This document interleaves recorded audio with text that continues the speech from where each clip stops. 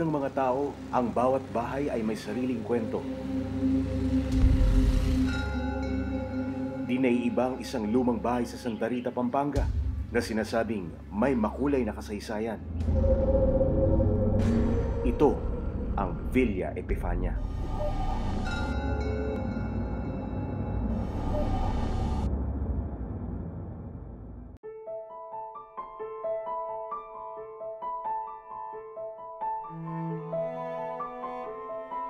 Itinuring daw itong Grand Old House dahil ipinatayo ng isa sa pinakamayamang angkan sa Pampanga, ang mga Guanzon. Maraming mga mayayaman at prominenteng tao ang bumibisita dito. Aktibo ang bawat sulok ng bahay. Masaya ang alaalang nabuo dito ng pamilya Guanzon.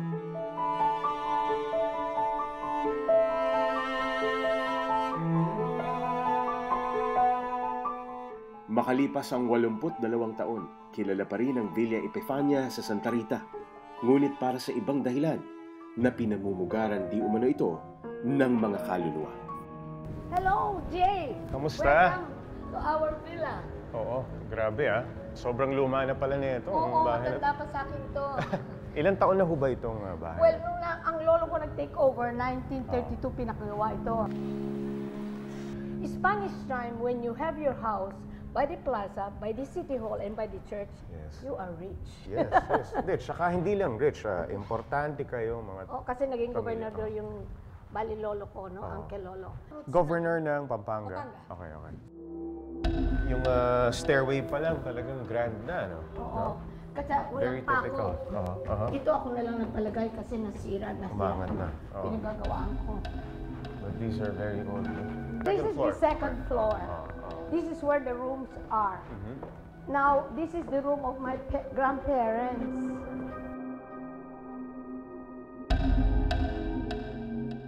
Dito ba may nararamdaman na kakaiba? Nakikita ng visitors ko Okay. na may naglalakad lagi. Si Lola. Lola? Si Lolo hindi nila nakikita. Si Lola mismo. Oo, Si nakaturn. Ito suot niya. Ganyan ang itsura, naglalakad. Oo. So, paano dito sa hallway? Papunta na lagi sa banyo. Nako, oo. Oo, papunta sa banyo. So, tuwing anong oras yun, ma'am? After midnight. Eh kung ganitong ali ang makikita mo, this oras ng gabi, no? Talagang... Diyan, nakaterno. Kaya sabi niya, Marietta, ang lola mo nandito. Sabi ko, palagay ko nga because walang nagnanakaw eh. Madali naman ito pasukin kung tutuusin eh. Itong terrace na ito, dyan sila lagi nanonood ng parade-parade. So, ibig sabihin, siguro, masyadong malaki yung... Pagmamahal ni lolo ko dito. Okay. Because this house took 2 years to build.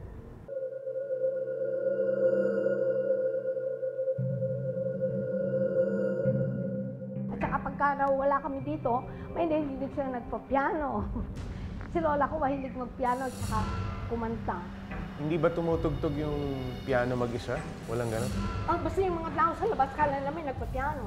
At may ilaw. Yun lang. Oo. Parang ayoko na bumalik dito.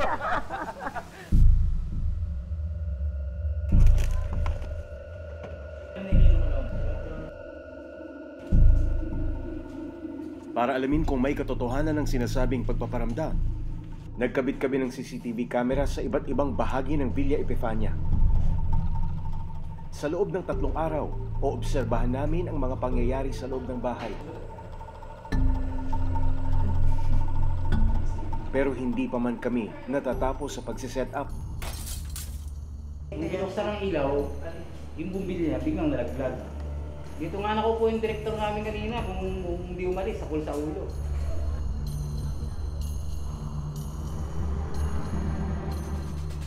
Yan, malinaw. Ito, Sino yung nagdala? Sir, ano po nangyari, sir?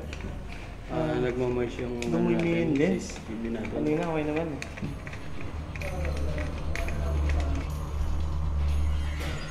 Kaya wala na. Inabot na kami ng 10 oras ng gabi. Kabi-kabila ang naging problema sa gamit. Ayun o, disconnect na siya. Saan balak gawin yan? Pwede ulit namin i-check, ma'am. Last check.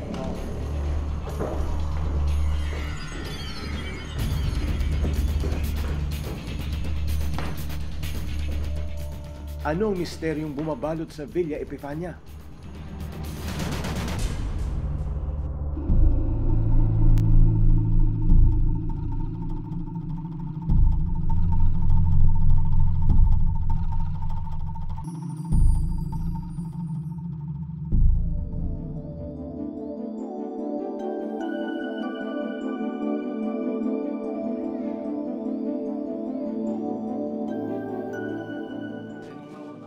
Kinabukasan, nakausap namin ang mga dating caretaker sa Villa Epifania. Dito kami natutulog dati. Kami, Anong taong kayo nandito? 1980 pa. nung naglahat, dito kami tumira. Nung namin naramdaman mga lumalabas dyan. Nung naglahat, kasi hindi kami pwedeng tumira doon. Dito na kami tumira. Ito, bago na lang to. Yan, ganun na. Tulog ako dyan. Dahil, sarap ang tulog ko. Yung parang yung mata ko may tumatakip sa akin. Gusto kong bumangon para magising. Parang may tumatakip sa mata ko, yung di ako makadila. Maging ang mga kaibigan daw nila, mayroong naranasang kakaiba sa loob ng bahay. Nagiinuman daw sila noon sa master's bedroom nang magpakita ang dalawang matanda. Tapos, anong ginagawa niyo dyan? Sabi nung sa kaibigan ko. Nagsalita? Oo. Kasi akala niya, buhay yung matanda, hindi alam. Ayun. Then, nag-iinuman lang kami, sabi nung kaibigan ng kuya ko. Sige, uminom lang kayo dyan, ha? Tapos umalis na daw. Naglakad na daw yung matanda. Yung dalawa. Oh, edi, kala niya, buhay. Kala niya, nung kaibigan ng kuya ko, buhay yung matanda. Tapos, kuya ko yan, parating na. Kingwento yung nakita niya. Sino ba yung mga matandang nakita ko dito? Ayan o, yan. Sino ba yung man? Matagal na ang patay yan, sabi.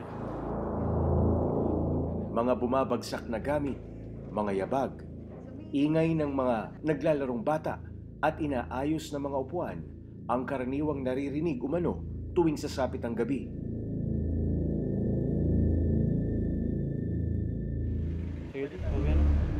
Inimbitahan namin si John Mosuela na sinasabing nakakakita ng kakaibang nilalang para hingin ang kanyang opinyon tungkol sa mga tila ekstraordinaryong nararanasan sa Villa Epifania. Ba't kailangan natin ito? Sa akin kasi kung papasok ako sa isang bagong environment, para lang hindi ako masyadong parang intrusive, no? So, sa pamamagitan ng camera, anong... Katulad ng ginawa natin last time, raw footage para no tampering. We'll see if we can get captured. Sa yung still shots ng mga sa loob ng bahay, di ba? Okay. Ready na tayo, John? Yeah, ready. Okay, let's go. Kanina pa may nakatinging lalaki doon sa balkon. Sa gitnang bahagi ng balkon? Diyan sa kung saan may ilaw. Nakatingin sa atin, pababa. O hindi tayo tinitingnan? Nakatingin. Spanyolin. Anong suit niya? Spanyolin. Gray. This is the main entrance of Villa Epifania. May footman sa likod niyang cameraman. Okay. Sa likod ni Jason? Ang dami mo agad nakita. Wala pang 1 minuto, 2 minuto. Sa bawat kwartong aming inikot, marami pa raw mga kaluluwang nakita si John. At ilan sa mga sinasabi ni John na nagpakita umano sa kanya ay lumitaw din sa aming CCTV cameras.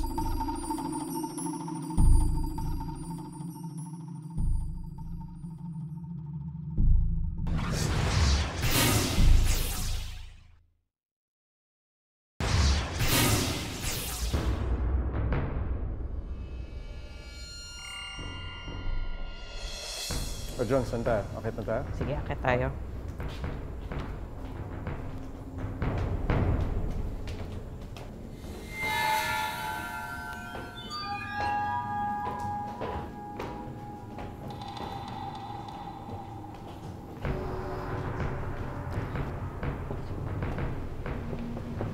Tabi-tabi po.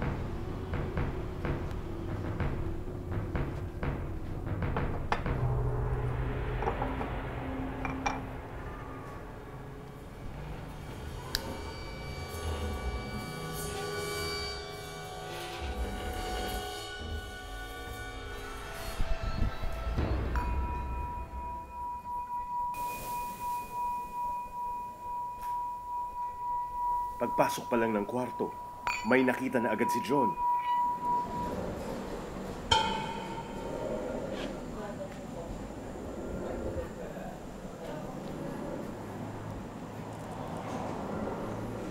Ayaw. Kuya, wag ka dyan.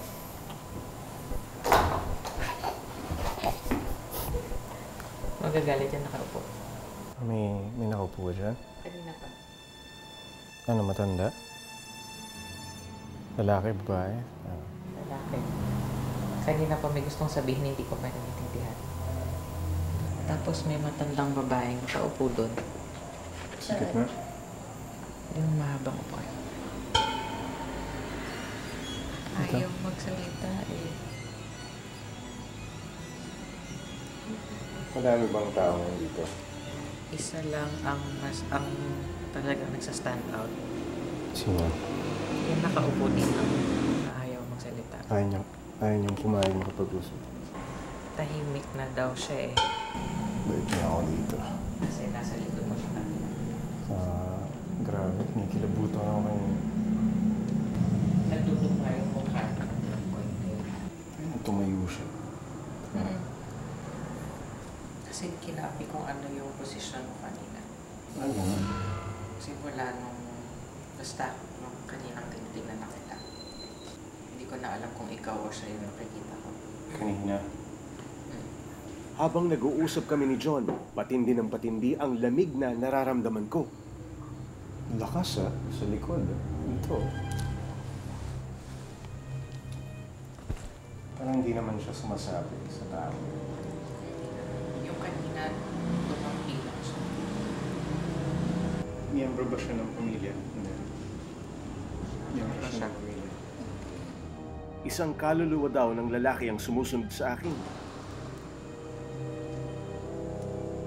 Kaya nang inusod ko ang insenso.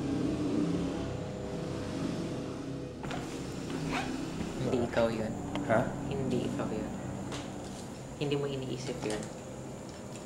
Ba't mo gagawin yun? Wow, nasa akin ba siya? Ikaw kung ikaw, ba't mo gagawin yun? Parang walang sense, ano?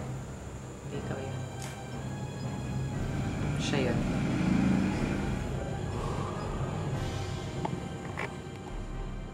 Habang nasa loob kami ng master's bedroom, ito ang nakikita naman sa monitoring ng CCTV cameras. Isang tila imahe na lumulutang sa itaas ng kama.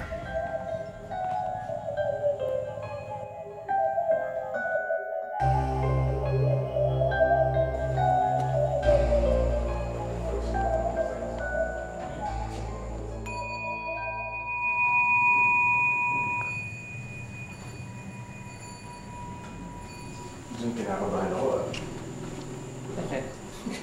Yung description mo kanina. Yung... Paano mo nalaman mong lalamigin ako dun sa area niya? That was exactly what I was feeling yung sinabi. There is again. Behind me? Sa mirror. Ibang tao nasa mirror. Supposed to be image mo yan, di ba? Ibang tao yung May nakikita kang ibang image. Ano? Lalaki din? Parang ako rin.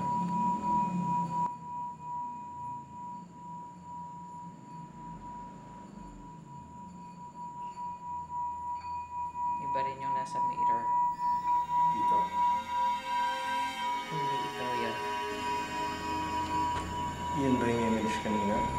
Hindi, babae ito.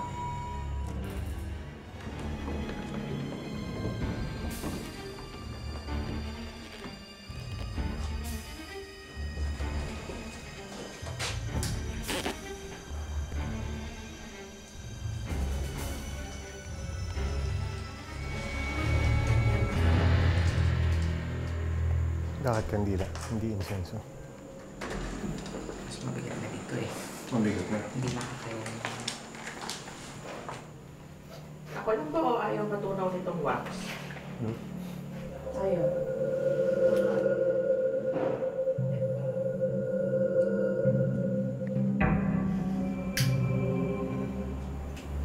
Ang lang ata ako nahirap ang hilik mo.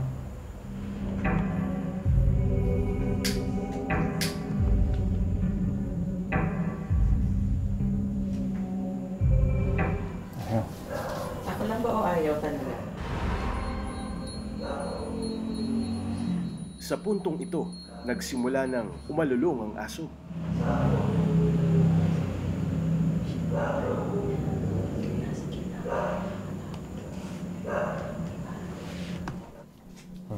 Inabot ng siyam-siyam si John, kaya sinubukan kong ako ang magtirik ng kandila.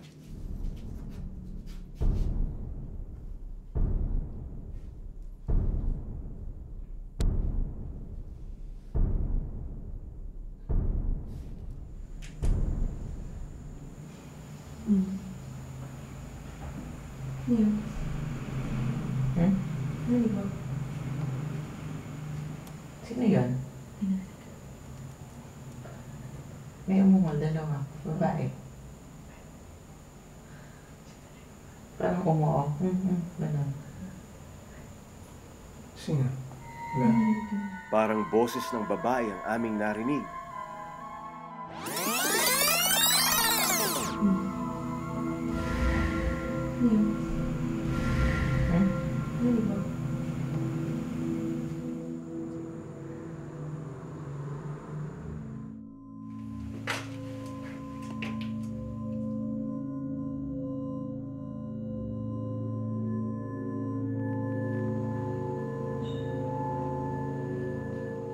Matapos ang aming group session, sinubukan ni John na pumasok mag-isa sa katapat na kwarto ng master's bedroom. May hinihintay pa rin po ba kayo?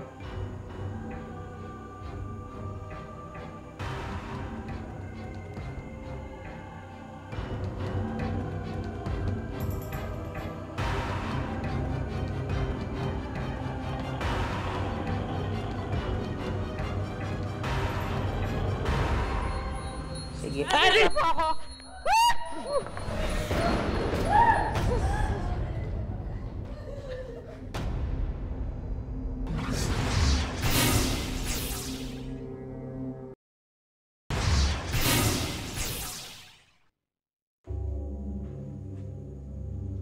Di naman po ako manggugulo. May gusto po ba kayong sabihin?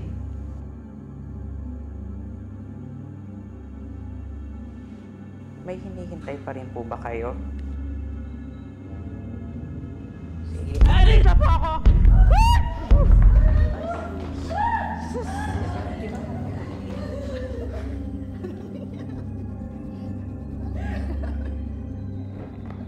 Ano nangyari sa'yo? Biglang parang may... Hindi niya ba narinig yung parang kuliglig? Narinig ko. Sorry, I'm just scared. Diyos ko. Hindi, pero ano, doon lang tumataas yung balahibo ko kanina. Ay, parang ano, basta bigla akong kinilabutan, tapos bigla yung kuliglig. Kaya para akong nasig... Sorry. I'm so sorry. I'm so sorry. Because of the kuliglig. Because of the kuliglig. Sa kabila ng aming naranasan, nagawa pa rin naming tawanan ng takot na aming naramdaman. Ngunit hindi maikakaila ang mga pangyayaring hindi namin kayang ipaliwanag.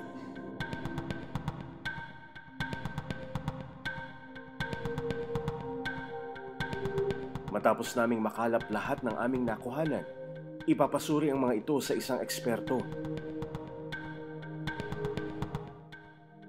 Reflection siya. Si uniform eh. Oh? Ito yun, no? Ito ba yung sasabi niya? Ang uniform tingnan eh, oh. May light na pumasok from here to there. And then, when John walked here, may nag-reflect sa glass niya. Which is the one that's bouncing light. Pag ganon. Seemed to be in sync sa kanya, so I would think that's out of John's movement. Pero yung sa 10, Yung galing doon. yung galing sa window, ang Weird eh. ito mo, may nagaling sa window. You know, Yun, parang bilog. Pang lumipad na bilog. Lumipad na bilog. But I don't know what it is. I mean, I'm just saying that it's not part of any light source or any area dito.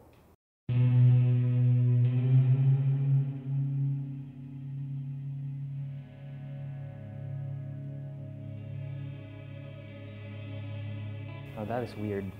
I've seen the dust trails pero yung dalawang parang bilog na yon, that appeared too bright for it to be, looking regularly like the dust trails that we've seen. I don't know what it is, but it's brighter than the usual, You never know, it might be, firefly.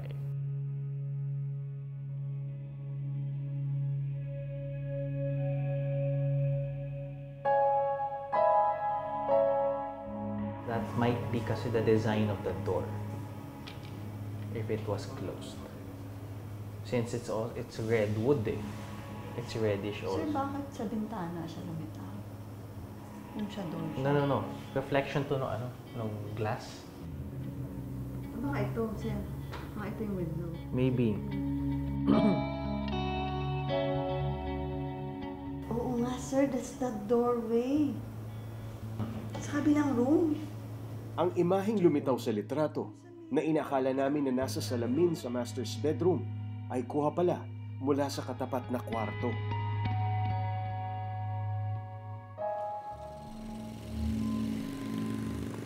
Ayon sa mga residente ng Santa Rita, kahit pa sinakop ang bayan ng mga Hapon noong World War II, payapa namang maituturing ang buong komunidad hanggang sa kasalukuyan. Kasi yung mga na-assign na Japanese dito, very civilized. Santa Rita's a very poor town, but the thing is, culture has always been our highest gift. And siguro, we were also very lucky that the Japanese who were assigned here, mababait din. So at the very least, they had a basic respect for the people they were in charge of. At naipagpatuloy nila ang pagiging likas na mahilig sa salo-salo at kasiyahan. Tapos pag may fiestas, may special occasions, overflowing yung simbahan. Parang sentro ng Santa Rita yung simbahan. Kaya naman ang may-ari ng Villa Epifania, hindi magawang iwan at ibenta ang bahay. Ano hong reason bakit hindi natin pwedeng ibenta itong bahay na ito? Legacy namin at saka I promised before they died na aalagaan ko, hindi ibibenta. Kasi may meaning sa akin itong bahay.